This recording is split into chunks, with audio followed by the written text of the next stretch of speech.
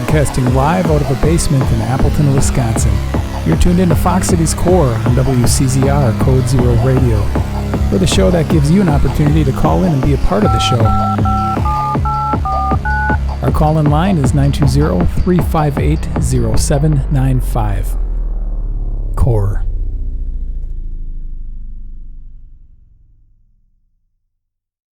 So hailing from the vibrant music scene of Appleton, Wisconsin, Kyle Megna and the Monsoons are a dynamic musical force. They blend a lot of genres, creating a sound that's pretty unique.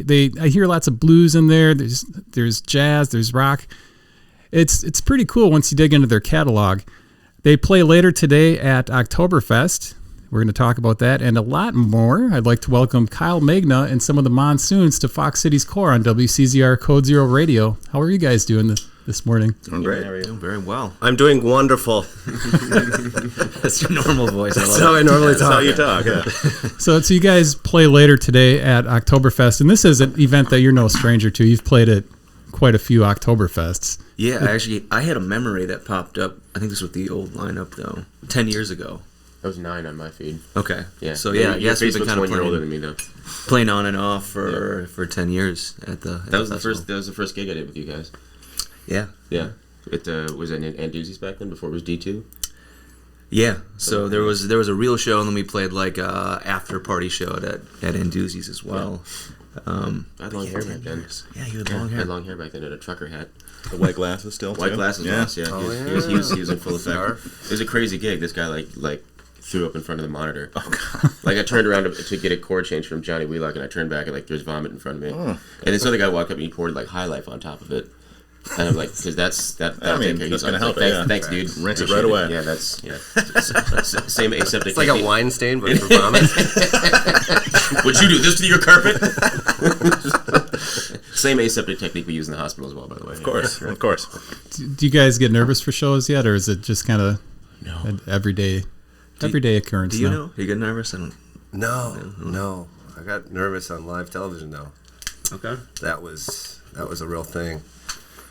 Basically, underwear. You know, like you feel like you're just in underwear and everybody's watching you, and it's like the whole state. And then you're like, oh, nobody's probably seeing this. All week long, like, hey, I saw you on TV, and you're just like, oh. What was it for? Fox Jazz Fest. Oh, okay. Yeah. FoxJazzFest.com for all you jazz fans out there. And if you order the next 5 minutes. Yeah. I don't really get nervous. I get nervous once the music stops. I get nervous. Especially like when I'm doing my own thing. You know what I mean? Like if we do like a solo thing or a duo thing, and I'll take a couple songs, and like in between, the music's happening is fine, but then it stops, and I'm just like, hi, next song. This is about something also very personal to me, which I don't feel like discussing. Here we go. You know what I mean? It's just like it's just awkward, or like then you get people coming up to you afterwards. That's the only time I really get nervous. But playing, it's like autopilot. Yeah. Yeah, I don't know. I get like that 30 seconds of nervousness, I guess, right before like a bigger show. I don't know. And then once we get going, then the energy's there. More nervous though when it's like a solo show or something, just because, especially if something goes wrong, and then you're just like, that's all on you. Everyone heard that one. So yeah, but they don't know. That's the whole thing. Right? Well, it depends on how big. I love when people say that. They don't have the music. They don't know what it sounds like. Yeah, but like the part where like the strings totally broke and the sound like went away, like that's pretty obvious. Well, a band show when there's 7 of us, it's easy to like sweep one under. Yeah. I'm in the corner right now.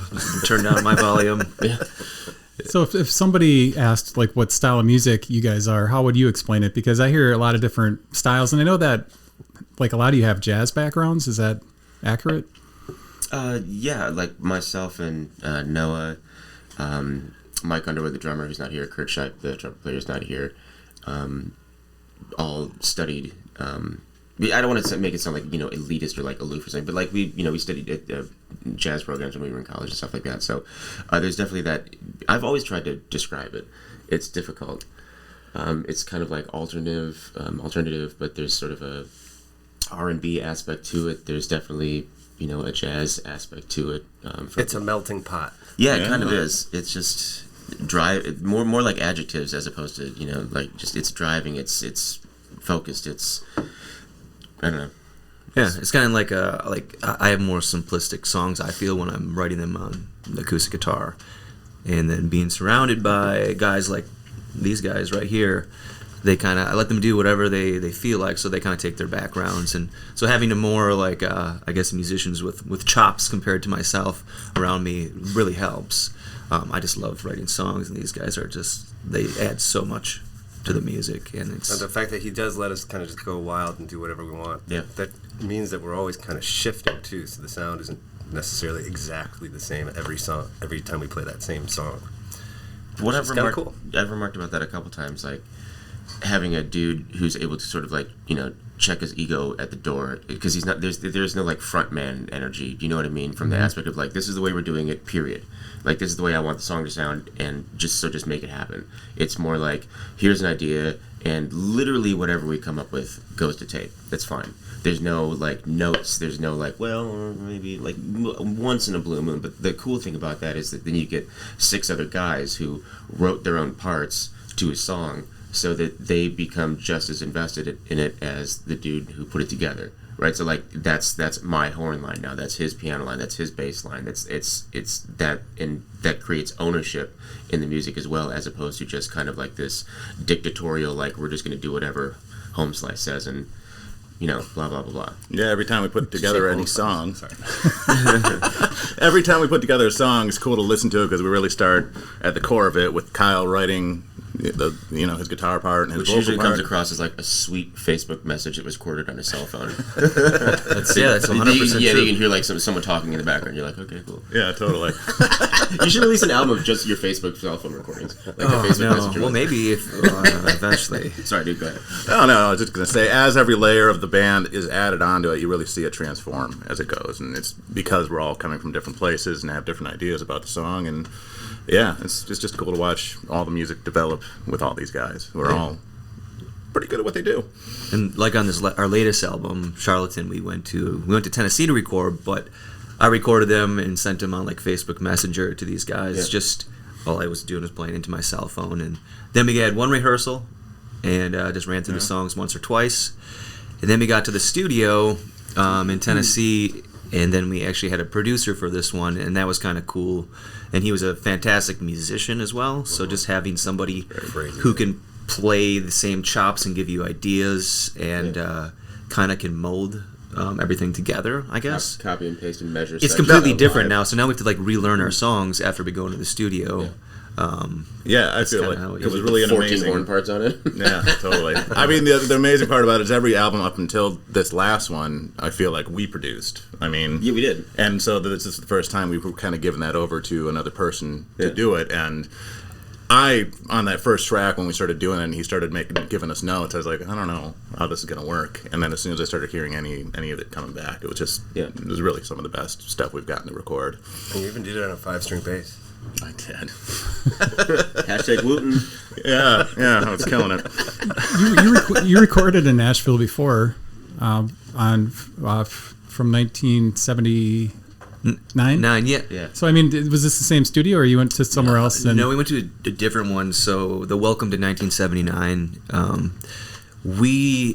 That's the name of the studio, isn't it? Yep. Yeah. We didn't do it in 1979. We didn't do it that way. There was a DeLorean involved, and a guy with white hair. That's an all like not a lot of room in a DeLorean. Analog studio. So they specialize in that, and I believe they cut vinyl there as well. One of the few places that do that. Crazy story on that. Chris Mara, who owns that, I don't know if you know Chris Mara. He's originally from Wisconsin, the Wapaka area.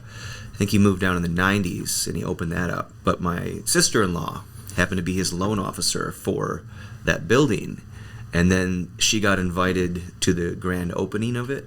So I went along like 10 years ago, and I met Chris, and then all of a sudden he posted on social media, hey, looking for a guinea pig band to record. You get to keep everything.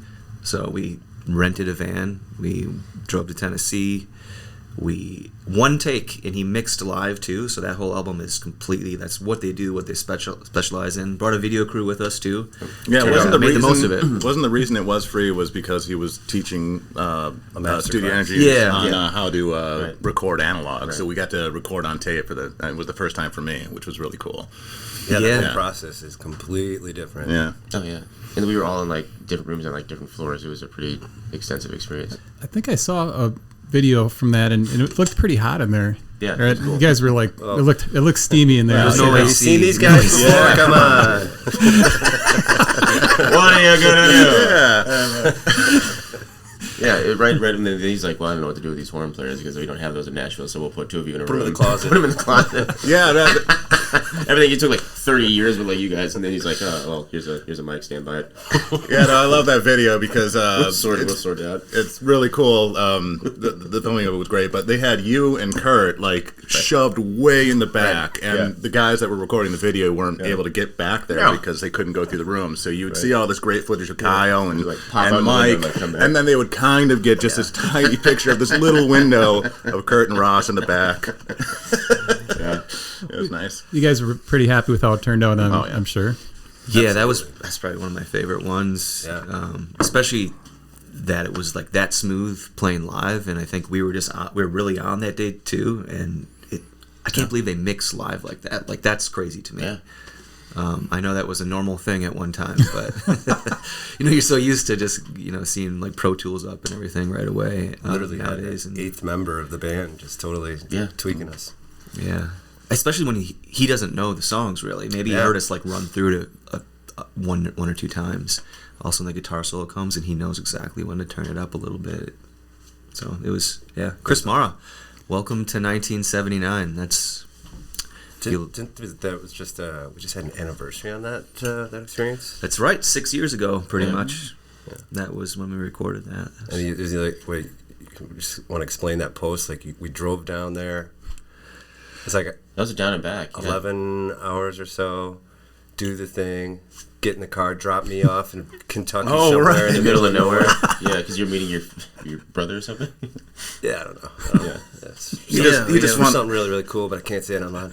So we dropped Noah off. We're headed back, so we record all day. Drive there, record all day, and it's 9 o'clock, and we're leaving at 9 p.m. after we're done recording. So we started driving back. So now we have 11 hours to go at 9 p.m. after recording all day. Yeah. We drop him off in Kentucky. He's smoking a cigarette at this gas station that's completely dark off the highway. It's not nobody's there. It's in Kentucky. It's not an open gas station. It's just like an abandoned. Correct. And there's no lights anywhere. Just like in the hills of Kentucky. There was one light. He was standing under the one single light. Use your imagination. There. What could possibly happen in a spot like that? As we're leaving, we're just like, and I felt like terrible friends. Yeah, we're like, are you sure this is cool? He's like, yeah, man, it's fine. They'll be here in 20 minutes. I'm like, from where? Like, where are they coming from? See in the rearview mirror, it's just like you see the little spark of a cigarette in the background. Just finally just peter out. And he just like disappeared. Like we saw it like the next day. Like, yeah, it was fine. And then Fred and I were taking teams driving back and forth, so it was just like an hour. He did an hour, then it was like 45. Pretty soon we got to like 10 minutes. Yeah, it was like 20-minute turnover towards the end when we were getting through Milwaukee, man. It was rough. Oh, it was so rough. That was, that took some years off probably. So you had a copy of the recording on the drive home already? No. Okay. No.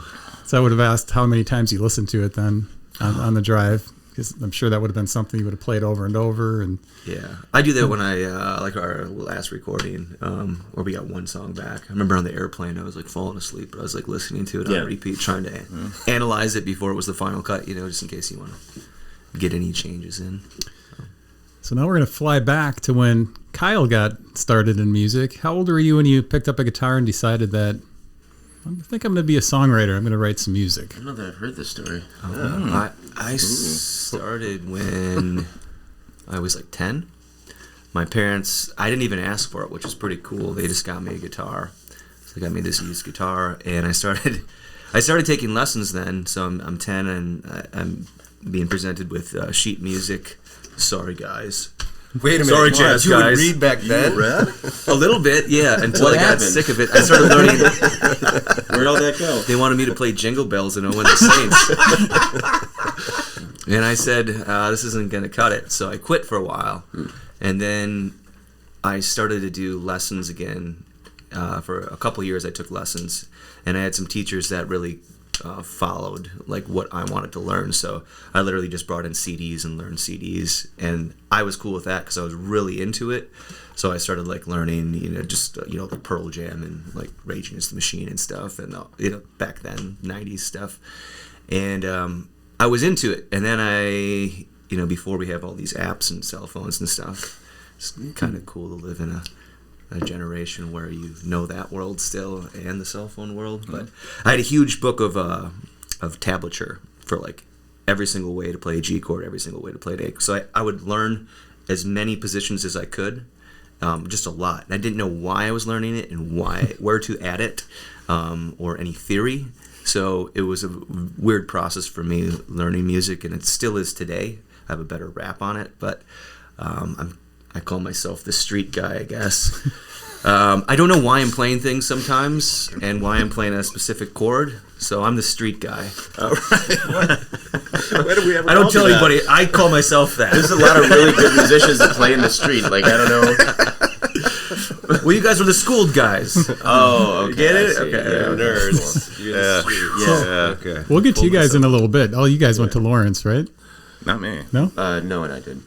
Okay, we'll talk about that a little bit. I find that interesting as well, and how it fits in with Kyle's story. So, Kyle's, you're learning Pearl Jam, Nirvana, probably Stone Temple Pilots, Plush, whatever was kind of big in the time, which it still holds up in my opinion. But anyways, Agreed. You're learning that, and then when did you start writing your own stuff? When I was like 14, I started to write my own stuff, and came out with an album when I was like 16. And You actually went into the studio, or you recorded it yourself? like a home recording. Where you have like the huge hair. No, that one was actually the one after that. This was a high school one. That was lifeguard duty, Kyle. Yeah. This one I did not put online. I choose not to put that one online at all. The one from high school, because it's the learning phase. Like it's kind of cool to listen to, but I was really experimenting with, especially my voice then, more so than the instrument. I was putting a lot of hours into my instrument, still learning how to sing, which I still am learning how to sing, but like much so then, So started writing music in high school, and then came out with a real album in 2008.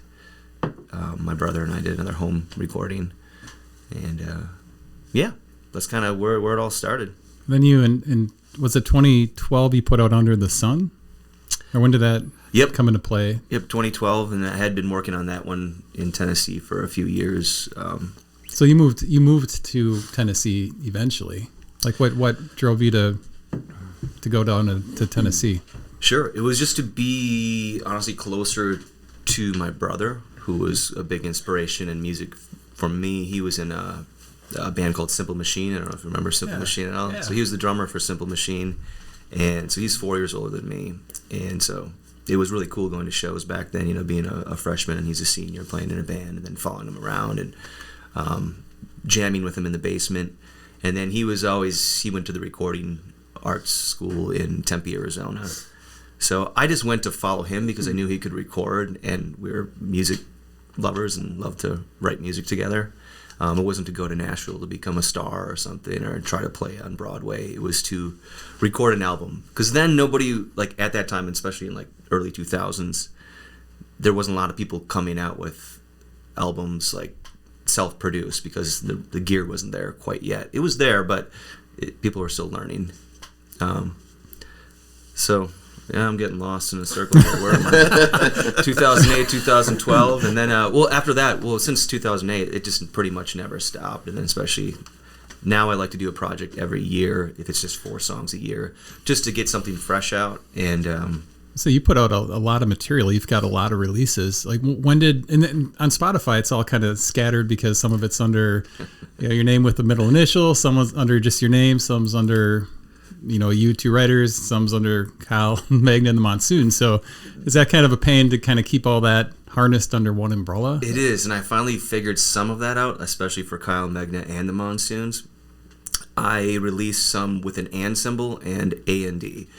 So there was 2 different things, and I didn't know you could claim your page. Once I release it, through DistroKid or CD Baby or whatever, and they send it out everywhere, I'm just oh, it's done. I didn't know you had to claim a page even. That's how out of touch I am with stuff like that. So I finally claimed the page. I was in a dispute with them for a while to get everything merged. So I think the band one is merged, but I do have solo stuff out there, and then some like random, maybe some other solo ones as well. So anyways, that techie side of things I still have to get a lot better at, rather than just like dumping it online and going, people will find it. When did you get the Monsoons, the first initiation or the first version of the Monsoons together, and what made you decide that you needed to get some more people to back you up?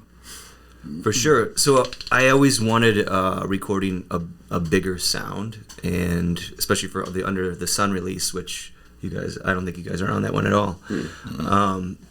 I wanted to call it the Monsoons because I figured at that point I was looking for a backing band, not knowing who it was going to be.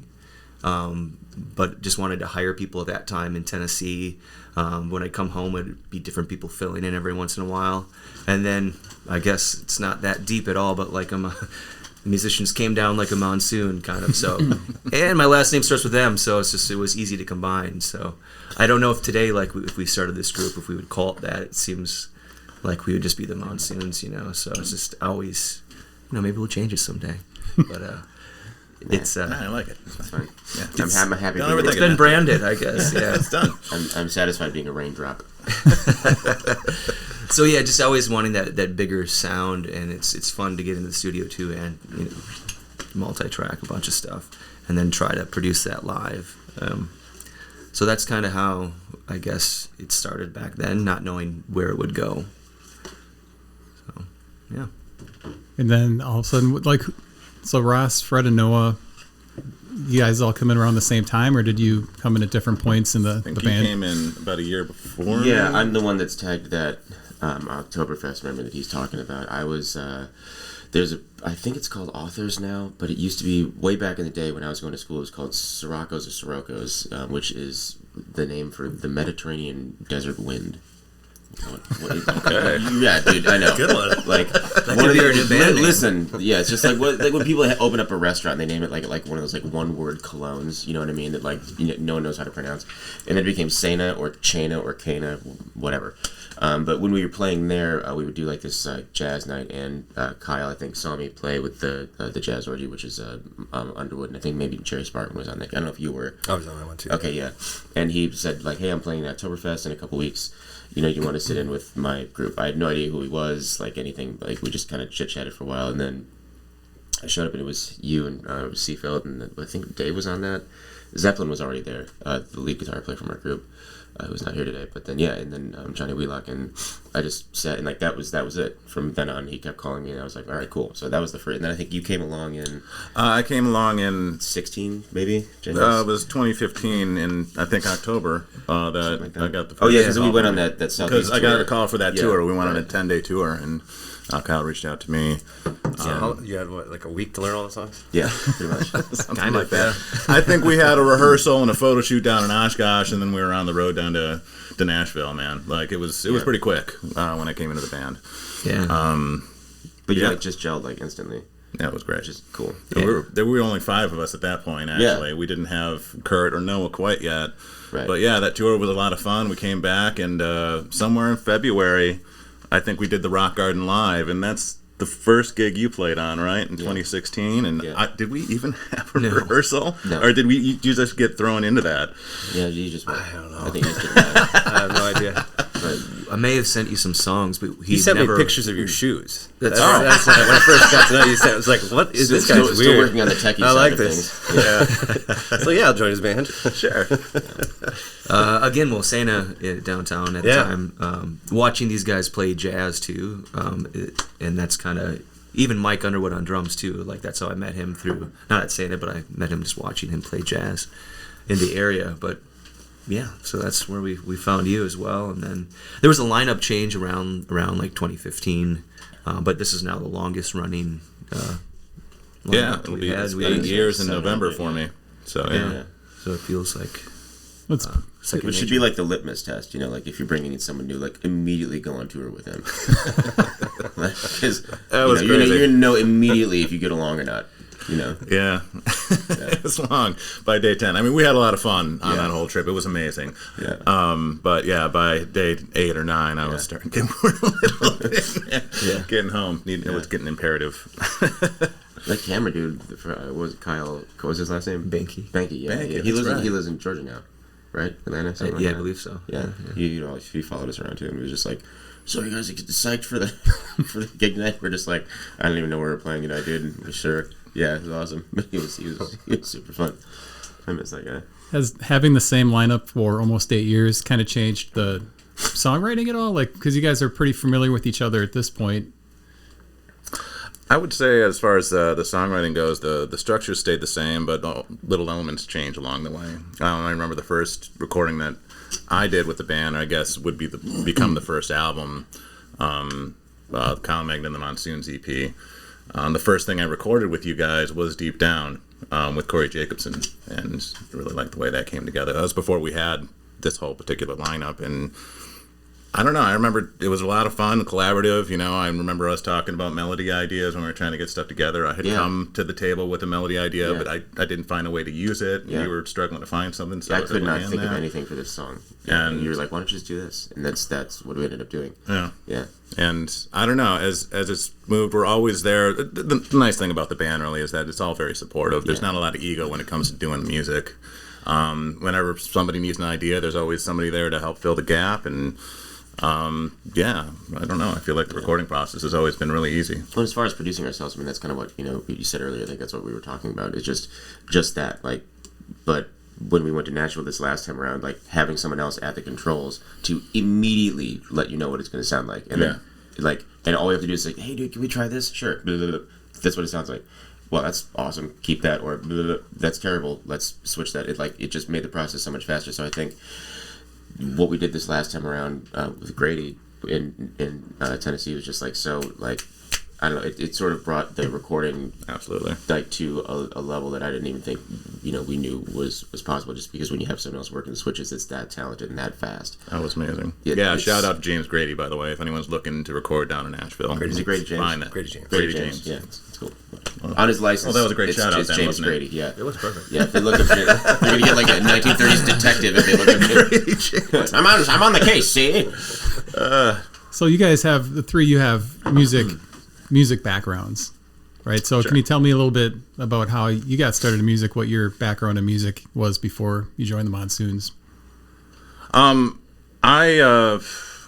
didn't go to Lawrence like these guys. I started playing in bands when I was about 19, gigging out in the bars. Actually, my first gig was In bars. bars. Gigging at bars. First gig was at Emmett's on my birthday, and yeah, I don't know. I've played with dozens of bands over the years. Early on, I felt like I got really lucky to play with some early 2000s. A lot of blues acts were really hip. It was around the Chris Aaron time, and I got to play with Mudbone, which had Jay Stula and Greg Thiel on drums, which, if you want to learn how to play bass, playing with Greg Thiel is a pretty amazing guy to work with. And ended up working with this guy, Adam Douglas, who ended up moving over to Norway and, like, winning The Voice over there or something weird, which was pretty cool. So I was lucky when I was 19 or in 2022, something like that, where I got to play with some really talented guys that I probably wasn't quite good enough to be playing with yet. But I just kept going over the years and been through dozens of groups. I kind of got to the point, honestly, in 2015 where I was kind of struggling. I was feeling like I'd gone as far as I could go. I was trying to get my own original project going, but not having a lot of success with it. And I'd really actually had the thought that maybe I'd kind of gone as far as I was going to, and I was going to wrap it up. And that's when Kyle called me, and it's been kind of a really amazing second act for me. It's these last 8 years playing with these guys. I never would have seen it coming. So it's kind of where I'm at. And you guys? I just learned. I'm just kind of a newbie here. No, I have a musical background. Both my parents are music teachers and musicians, and so I started at a very, very young age. Didn't love it. Heard this really cool soundtrack, and I was like, "Hey, Dad, can you show me this?" And he's like, "Yeah." What was it? It was the credits for Big. Really? Yeah. I thought you were gonna say like The Natural or something. because we always joke about that movie. That's yeah, classic too. right. Yeah, It's not so much piano feature though. This was like a boogie woogie, like, oh man, you can actually make piano not sound like a total nerd. Who did the music for that movie? No idea. Okay. Yeah. Awesome. Yeah, but after that, I mean, I was really like, really into playing, so it couldn't keep me off the piano, and I'd fight for it. Fast forward to high school age, and I'm playing in a band with my brothers, and shout out to Time Bomb Tom up in the Green Bay scene for, he put us on so many great shows, and the Electric Company stormed Green Bay and the surrounding area. But yeah, that was a lot of fun because you learn a little bit more about the dynamics of having to rush up there, 10-minute turnaround with load in and sound check, and just like, wow, they're not just bums. These guys are like real professionals. Saw some really awesome bands. We played with a lot of awesome bands, Groovy Ghoulies, Man or Astroman, stuff like that. So that was it's like, oh, maybe I'll do music for a thing. And then I met Ross at Lawrence, and we worked together quite a bit. Well, our parents knew each other. They played in the same group, Right? Way back in the day. So like this is back in like, for all of you Appleton natives, when like Lee's Chinese restaurant was still on College Avenue, which I believe is now House of Lee. House of Lee's Chinese restaurant. Yeah. Where I always got the wonton shrimp things and the styrofoam peanuts or whatever the heck that like those. It was awesome. We'd go there and listen to your dad and John Gibson play. So we'd known each other for a while, but yeah, we were like 2 years apart. Yeah, something like that. Yeah. B played on one of my juries or something for like the lower level or some qualifying exam for the saxophone performance major. Or something. Yeah, you play like a not Bill Mike Evans. Woods movement. Yeah. Yeah, it was I forget that it was like a 6 movement thing, and by the time I got to the third one, they were like, "Yeah, you're fine." And I was really mad because I spent so much time. My professor's like, "It's fine, you're good." And I was like, "But don't you want to hear the rest of the music?" He goes, "No." It's like, come on, man. Yeah, that was rough. So, I'm curious. So when you joined, you guys all joined the band. Kyle doesn't really he doesn't write using music theory. I mean, does that kind of hamper or kind of change how you guys are approaching a song, or is it just kind of, I don't know. I don't know how to phrase that question, but is it a little different than if you're working with each other and you could, say this is whatever. I'm kind of like Kyle. It's always capo 3rd fret, so That's what he says the key is. Yeah, capo 3rd fret is the key. That's good for my voice. Yeah, the 3rd fret capo sometimes. It's usually in something that has just like minimum 5 sharps for us B flat instruments. Yeah, if they say what key it's in, I say capo 3rd fret. Yeah. So Well, and you guys are experienced enough to know what he's talking about. you play with someone long enough, you kind of like get to know their style and their phrasing and like where they kind of go. So and it's not difficult to. It doesn't really hamper anything, I wouldn't say. No, I think actually the opposite. It kinda opens up. Right. I mean, that's the beautiful thing about music. Yet being trained is cool, but you don't have to be at all to write great songs. And Kyle writes great songs. Yeah. So we get to have like the fun on top of it. Be like, I'm going to sophisticate this chord. Yeah. Well, like, it's Flat exactly nine like sharp to leave it wide open enough to Sharp let the 13 other is also voices flat in seven. is important as opposed to being so constrained right from the get go. Is it kind of like a mind-blowing, Kyle, to look at your body of work and see like all the releases you did put out? Because I mean, there's a lot, and during COVID, I don't really like talking about COVID, but I mean, what was your plan when that thing hit? Do you think that was going to be like a short break for you guys, and then it ended up being a couple of years? When it first hit and everything was going on, I think like everybody else thought, like this is going to be 2 weeks long, and we're going to start playing soon, and then obviously 2 years.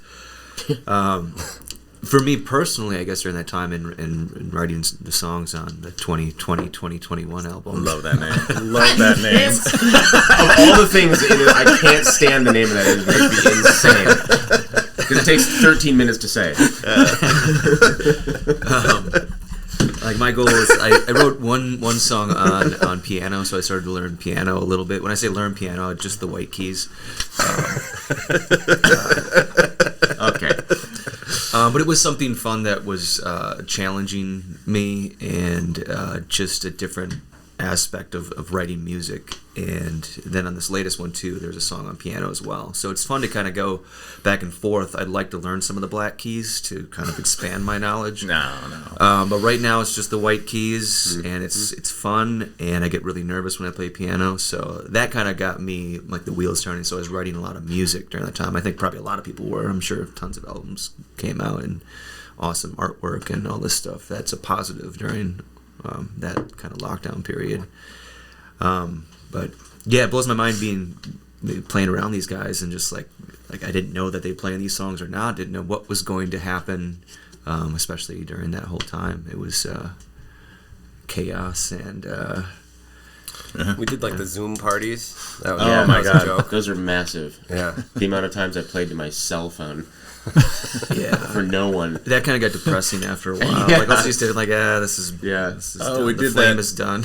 Yeah. So it was like you'd get together and you go on Zoom and do a show on Zoom, kind of, or Yeah, or Facebook Live. We did one where we could still get together in like groups of under 10 people or something, Yeah. and spaced out. So we did that one time. Is that the New Year's show we did that we're talking about? I don't know when it was. Yeah, the whole thing's a haze at this point, man. Yeah, and then I went live a few times just solo, and then I'm just like, and then all of a sudden you just see every day there's just like 15 people playing live at once, which I get it, but it just got like kind of old to me, and just like, this doesn't feel natural. Like, I don't know. It was charming for like a second, but Yeah.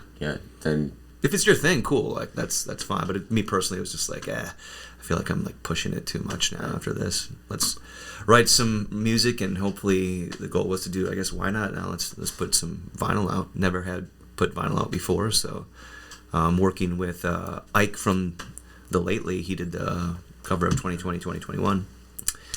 And he did the backside too, but that was actually a photograph, that microphone, and then he kind of played with it. So it's fun working with that and putting it together, as you know, as a process, and just from the artwork to the lyrics inside to planning it out just on that side, and then obviously to the music. We recorded at Gibson Community Music Hall in April, and at that time you could get together again in small groups, so they allowed us to essentially just have the building for free, which is really cool. And we were there for a weekend and brought an engineer in and spent some time there. And shout out Dave Willems. Yeah, Dave Willems, thank you for allowing us to do that. That was like a family reunion. Felt like, you know, just, I don't think I laughed that hard since COVID. it's weird because you guys don't really joke around that much either. So No, we're really Very serious. serious band, yeah. Stoic is the name of the game. Well, and speaking of Dave Willems, I believe, Kyle, you're one of a handful of people that have played all 10 Mile of Musics. I mean, do you have a favorite mile looking back on it? Oh, they're such a beautiful festival. I don't think I do really. It's always just like you feel like a rock star for a weekend, which is really cool to have in your backyard. Essentially, here in the Fox Valley. I don't know. Have you guys ever had one that stood out more than another one? The one where we did, like, he used to work for this company called Tunderland, and like they had this setup where like you could like sing in the shower. So they had like this portable shower thing, and they had like one microphone and like one amp, and it was right by, I think it was the Hilton or the Paper Valley. Like, it's changed so many times. Whatever, the Paper Valley Hotel, blah blah blah. That's where this thing was set up, and like there were maybe like 30 or 40 people kind of like stewing around because it's a main entrance area to what's going on. And we got done with our gig, and we just brought all of our stuff over, and we did this, like the entire band did like 2 of our songs like in the shower, and by the time we got done there were maybe like 400 or 500 people on the sidewalk just like freaking out, and like it was really fun. Yeah, the fact that it was spontaneous too. Yeah, it was a totally. legit pop up. Like Yeah. we didn't have that plan. Like, hey, we're gonna do a pop up. Like, Because- hey, do you guys want to go sing in the shower? Because we all the just gig, went in there. we were The whole supposed to 70s. play on like That's one of the main right. stages Oh, the by power went the down. bus stop, but like the power went out, or like somebody Yeah. spilled a beer on the soundboard or something. I don't know what happened, but like they're like, Oh yeah, that's right. they're They like, shut us yeah, down. dude, we can't do your show. So we're like, all right. So we just like took our instruments, and we're just like, whatever, we'll go busk on College Avenue somewhere, and we found that thing, and it was, yeah, like everyone had followed us over from where we were supposed to be playing. It's pretty cool. It's like one of the beauties of Mile of Music is that instantaneous kind of thing that can happen. I think is Yeah, pretty exciting every year. Yeah, because if you do that any other day of the week, the police would come up and be like, do you have a permit? Get out of here. And what's that shower doing here? What's that? took me all day to get it. Why do you have a Thunderland shower behind you? How did you get involved with the Wisconsin Vinyl Collective? You ended up having a song on Volume 3. Yeah, so the members of the Mascot Theory, they kind of put that together. I think they just asked different artists. They just asked us if you want to be a part of it and submit one song, and that's what we did. So we got it. Yeah, I guess we're on vinyl twice. We actually went into the studio for that one and just to record a song specifically for that. So which studio did you go into? we did Rock Garden for that one. Nice. Yeah. And was that your first time at Rock Garden? Have you done other things there? We have done Dark there. Funk, an album called Dark Funk. Which is the last album with like the original lineup, right? Before we got to the Kyle Megna The Monsoons. Yeah, it had EP. Zeppelin and Ross were on it. Yeah. And, Okay. Gotcha. Yeah, Wheelock and Seafelt and Dave. Yeah. Did you work with Marc Golde on that one then? Mm-hmm. Did he engineered it? Yep. How was it working with Marc? Did he kind of provide input or just kind of let you get it This down? one was kind of like he said, like it's rock and roll.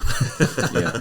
So we even kept everything the same vocals. Everything was live in the same room. So I don't think there were really any punches. I mean, everything was isolated. So we just again kind of did like a Welcome to 1979 feel at that time. But it was more produced than.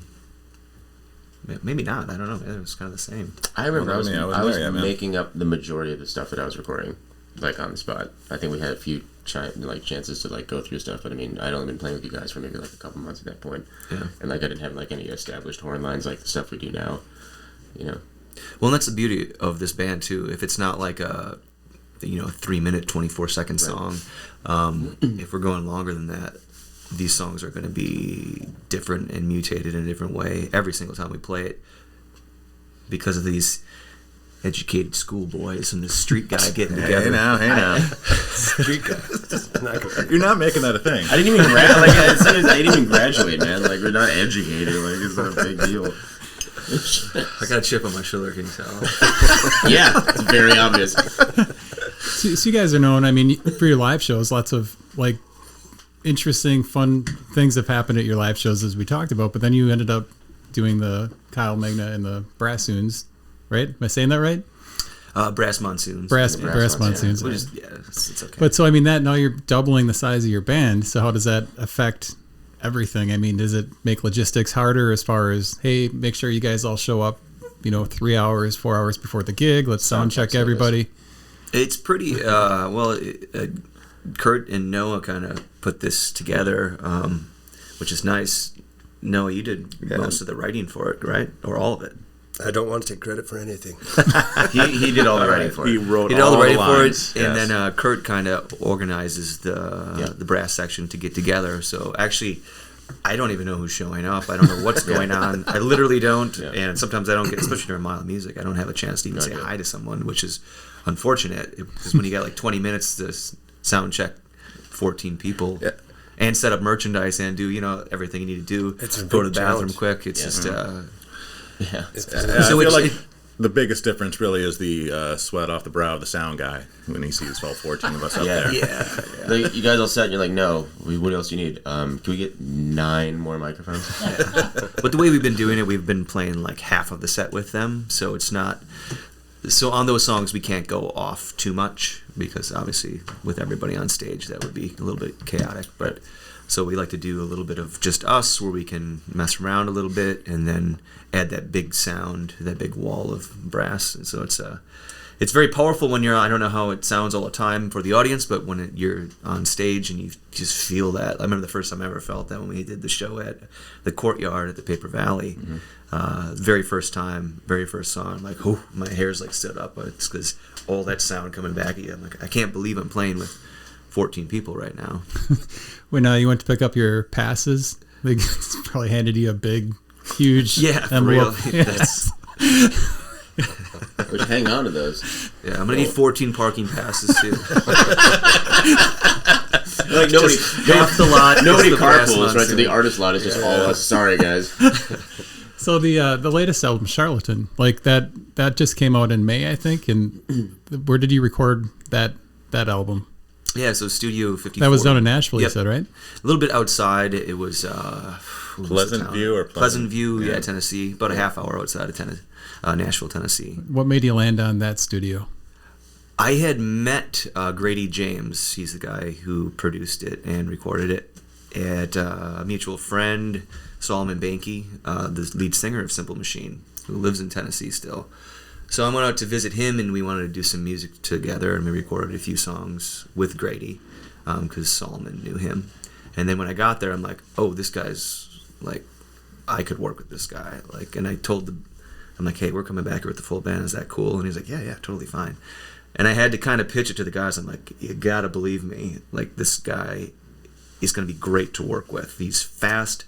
He's a brilliant musician. He's a humble guy. He's gonna work for the song.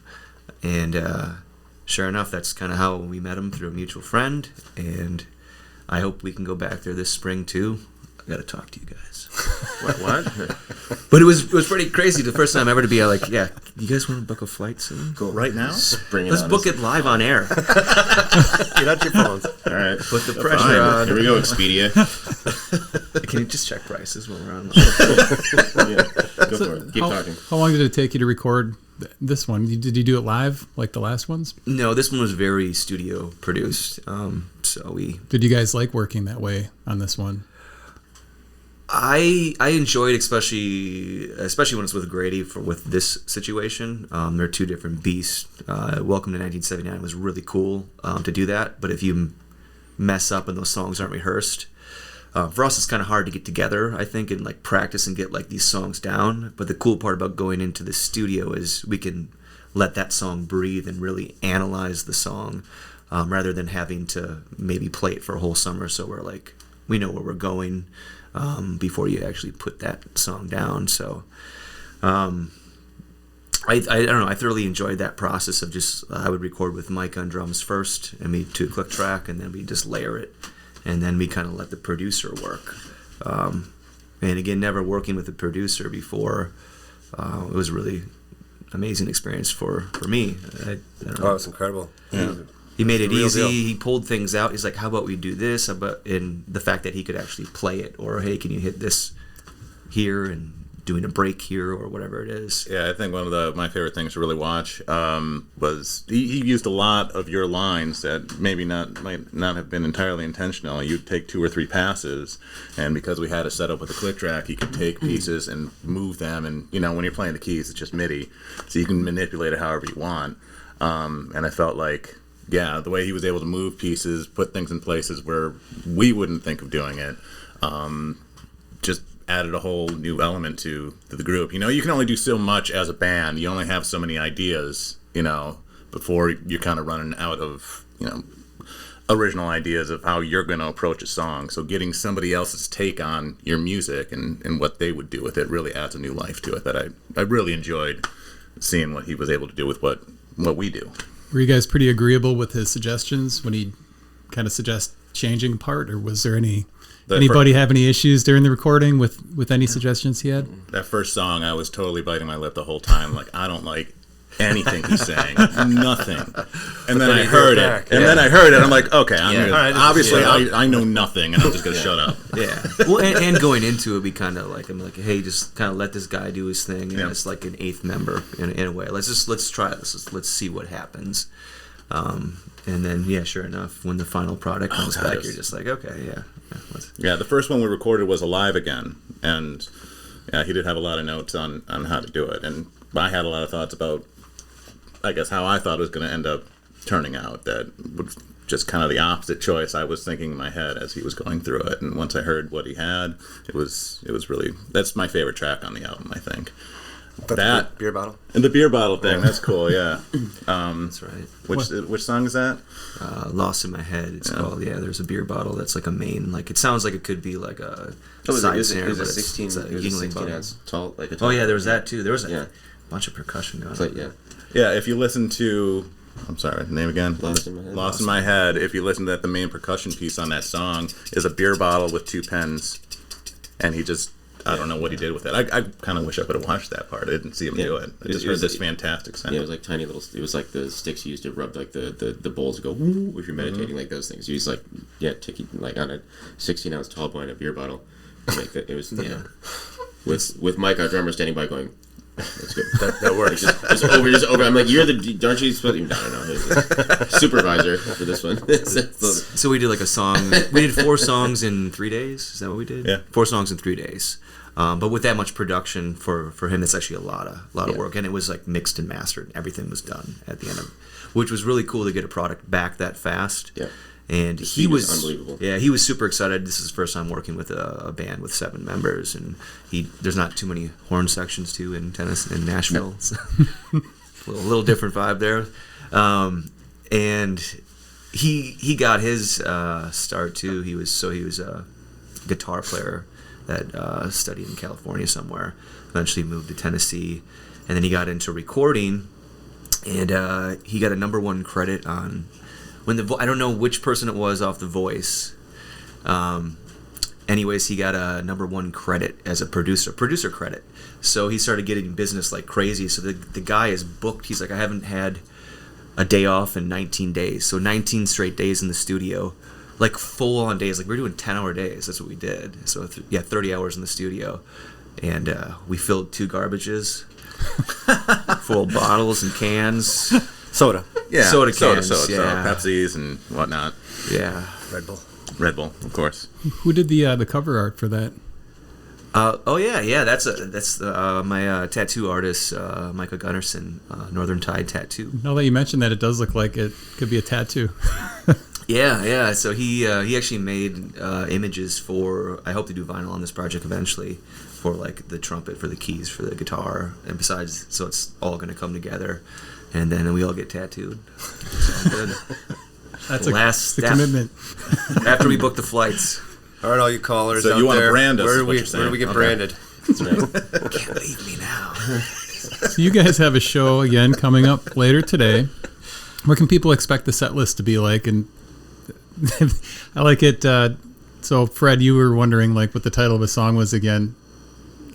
The project's got so many songs. Do you guys ever get confused with titles? Like you're looking at the set list and you're thinking, what song is that? I'll wait till it starts. I'm not quite used to it yet, so that's part of it. And everything else, On the set list, I put new after it. Yeah. His set lists are legendary.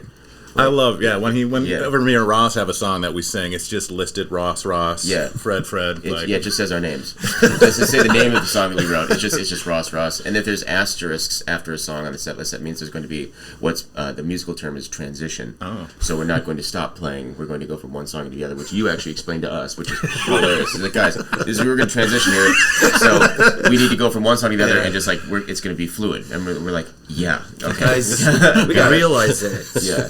Goes like this. It's a new concept that came around in music in about the 1890s. Okay, yeah. So don't stop playing. Just keep keep going. Yeah. So people should come out. You're playing at 2:00 or is it 2:00 till 3:30? That's right. Yeah. And you're Morrison Street the stage. Morrison Street. Okay. Yeah, it got moved. It might say it's still that it's on Durkee Street. So there's construction downtown right now. So it's pretty close to where it was. If you're on College Avenue, you can't miss it. But Morrison Street. I think it's the next one over. Mm-hmm. Is it? Okay. Yeah. I think so. I grew up in Coconuts. I should know, but I don't. Yeah, and I'm glad you brought that up because everybody should go get something at 313 Dodge after this. That's right. I mean, promo it in. Here we go. go. You're juggling a lot around. You've got the restaurant, and you do small plates there, and also a full bar. Yep. And you've got the band. So, I mean, I think it's the only way that I can really function. I'm serious. Like I've had jobs where just like I don't know. I'm in control of it, and it's a creative outlet, and I like to be kind of in that position of juggling things. Like I feel like that's. I don't know. That's how I look at even the band. Going to the band, I like just trying to bring things together and seeing what happens. So same aspect with the business too. Kind of bring people together and letting them kind of do their own things. I'm not gonna be like this. I'm like the bartenders have different styles, and it's fine. I'm not gonna tell them what to do exactly all the time and look over them. It's a fun environment and professional at the same time. You're able to do a music video there too, I believe. Yeah, it's great access to a building if we ever need it for rehearsing. Sometimes we do that. And Kyle makes up some old fashions, I think. Yeah. Hey? Yeah, we drank those, yeah. I think everyone had a pretty good time. We had to keep on doing takes over and over again for that, which... I didn't tell them actually what was going on for that, so they walked in and I was just bartending. And they were filming as they walked in. Yeah. So I'm just mixing. I'm like, here you go. Here you go. That's interesting. So that wasn't staged. I was wondering. Yeah. Like, that's cool. Yeah, and then we just were playing it over the loudspeakers as they're walking in. I like the parts in the video too where like the camera's like looking out the window as like we're walking up the sidewalk, kind of like creepy stalker-ish as well. Like, and that made it in as well. And then we walk in the door and there's like a camera person and it was like, hey! And we're like, oh, okay. So you guys are gonna do a song for us, right? Is that still? Yeah, we right? can do a song. Sure. I don't know if we got a bass. I don't know. I'll sit out. I got it here, but I didn't hook it up. So There's a bass right there. Oh, there you go. Well, we're I don't gonna- know. Maybe we could make something work. We're gonna do a commercial break and then we'll come back for the song. Where can people find out more about Kyle Megna and the Monsoons besides going to Octoberfest today, which they should do because the weather looks phenomenal. Like, Yeah, like 85 today. You can go to our Facebook page, Kyle Megna and Andy the Monsoons, not the other one. And then Instagram at Kyle Megna, or you can go to kyle-megna.squarespace.com because it just rolls off the tongue. Yeah. Sure does. again, kyle-megna.squarespace.com. Thank you to the Hashtag gentleman Napster. or lady who took my website during COVID, kylemegna.com, and it's now an online gambling site. Oh. So if you go to kylemegna.com, you might pick up some tips if you like to gamble. we are joined by Kyle Megna and the Monsoons. They're gonna do a song right now. What's this one called? This one's called Taking You Back. Taking You Back. You're listening to Code Zero Radio.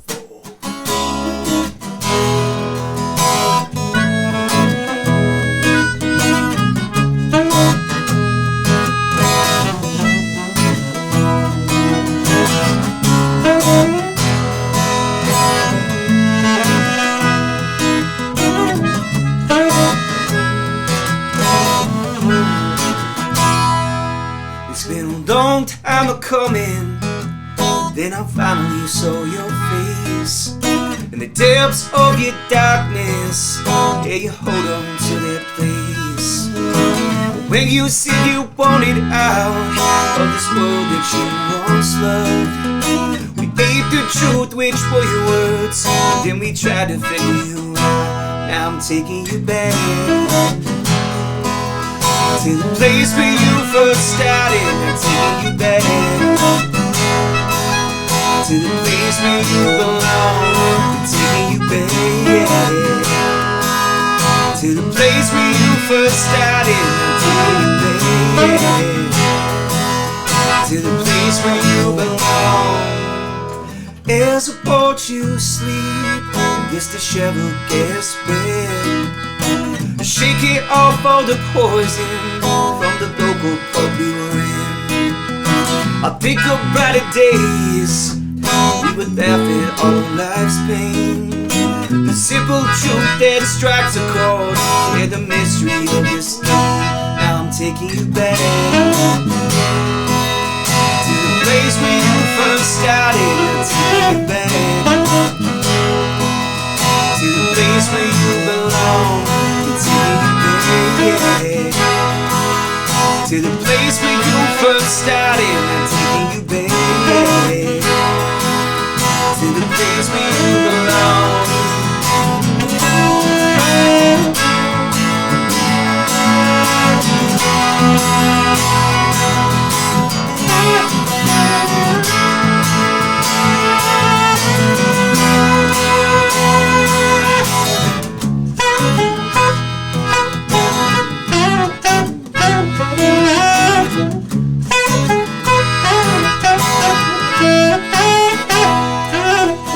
When we were only kids and playing every bar that we could, and thinking about the future, how we were misunderstood. I never thought that we would see the light of this today. We took the chords and melody, we made the finest holiday. Now I'm taking you back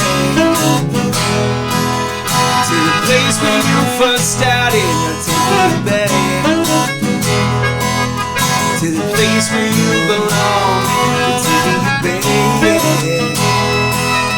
to the place where you first started. I'll take you back to the place where you belong. To the place where you belong. To the place where you belong. Hey, hi, Mom. Kyle Megna and the Monsoons. Check them out today at Octoberfest, 2 o'clock. Perfect weather. Thank you for joining me today, guys. I really enjoyed getting to know you guys more. The latest album is called Charlatan. You can find it online on Bandcamp, Spotify, wherever Amazon, fine music Apple is Music, sold. Yeah, there you go. You've been watching Fox Cities Core on WCZR, Code Zero Radio.